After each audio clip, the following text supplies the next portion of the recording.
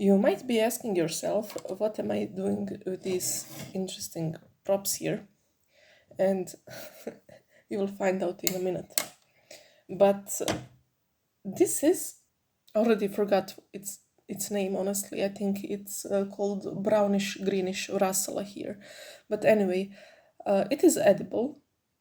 There is not a lot of danger like with others that are mostly red. I didn't see nowhere that there are some Russulas that are not red and that might be poisonous. But I'm going to do a test here. I'm going to take a piece of it, try it out, and see if it is bitter.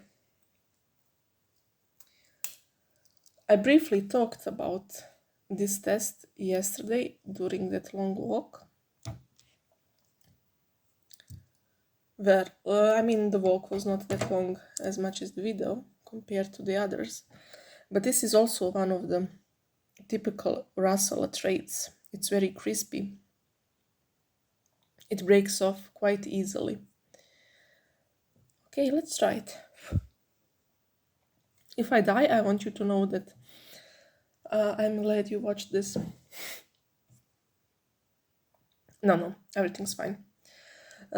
Typically, they do not have a very strong taste nor smell. Smell is almost, well, it's not really almost. It's just faint. It's not really almost non-existent. That would be too much. But it's very faint, and the taste is even milder. It smells more, at least this one, and then it tastes. But okay, I'm not going to wash it. I really hate idea of washing mushrooms. Yes, there might be some pieces of dirt here and there, maybe some tiny amounts, and I won't be doing this perfectly, but you know, if you are bothered with that, then you go and wash it. But washing it would make it a bit unusable to me.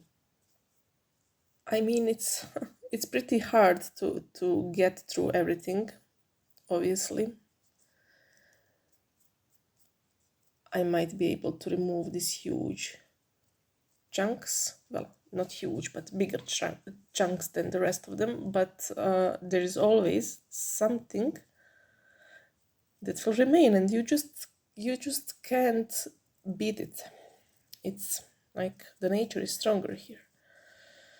But this specimen is very, very good one.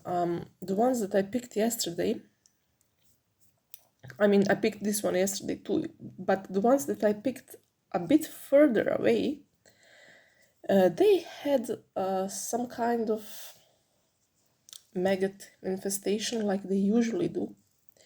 So I was telling that every time I'm picking up Russulas, I end up disappointed because when I turn them, after picking them, inside the stalk here, there is always maggots. This is exception, and this is my very first time trying one. So without further rambling, I will clean this up and chop it up so I can prepare it, and I will explain how am I going to do it. So here it is. This is pretty much it.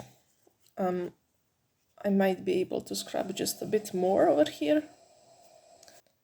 I must say I'm very pleased with the fact of how well preserved this mushroom is, because I picked it up yesterday and it was here during the evening, during entire night. Now it is, well, not exactly noon, but it is morning, and it's still pretty fresh, pretty good.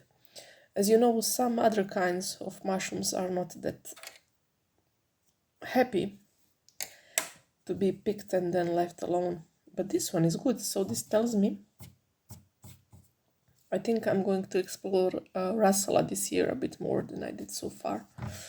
Maybe I was giving up on them too easily, seeing few maggots in some specimens and leaving everything. I need to fix that up. Oops. So what I'm going to do is just check everything thoroughly again.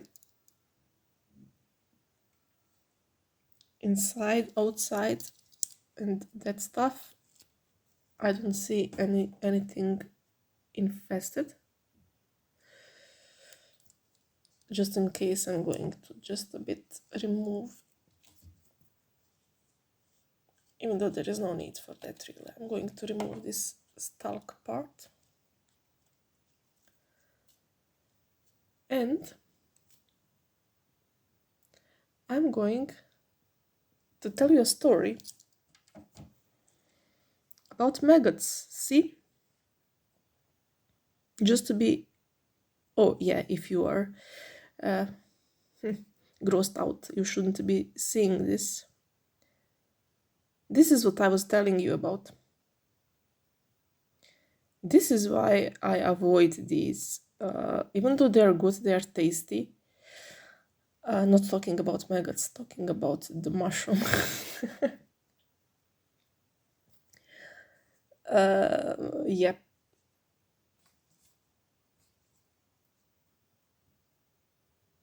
It just didn't, this part was suspicious to me. It just didn't,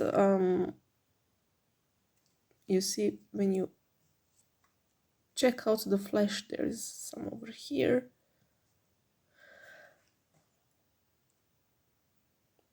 I wanted to say it's very hard to notice sometimes, and sometimes there is just few of them and everything else looks perfect.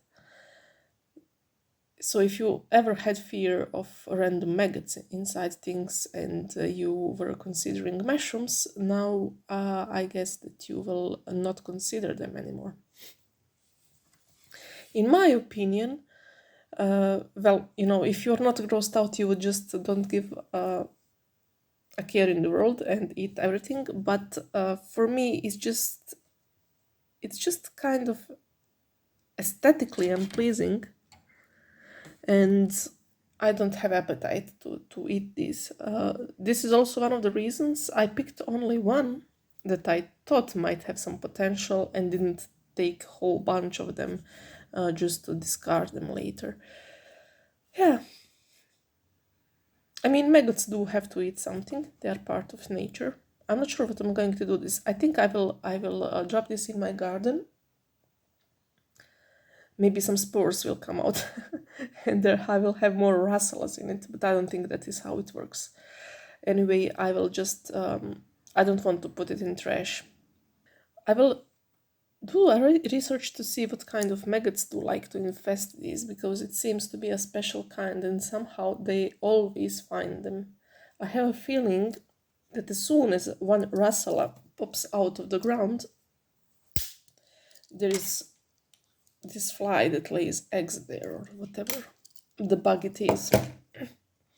So yeah, that was it. I'm going to drop this off in my garden, and I won't be disappointed because in a few moments I am going to review a whiskey, and I won't have anybody behind my back leaving me. Remember that guy who was recording himself? I was mentioning it briefly, but that is one of the most fascinating videos ever. His wife was leaving him, and he was just reviewing whiskey. I think those two maggots fight, or are there two? Stop fighting. Yeah, even in maggots, in life of a maggot, there is some family disturbances. It seems maybe they are trying to figure out who will inherit the best house. Okay, so this was a fail, but a nice fail, and I'm going to have some other kind of breakfast than I initially planned. That will be the least of my problems, and I will then continue with the whiskey.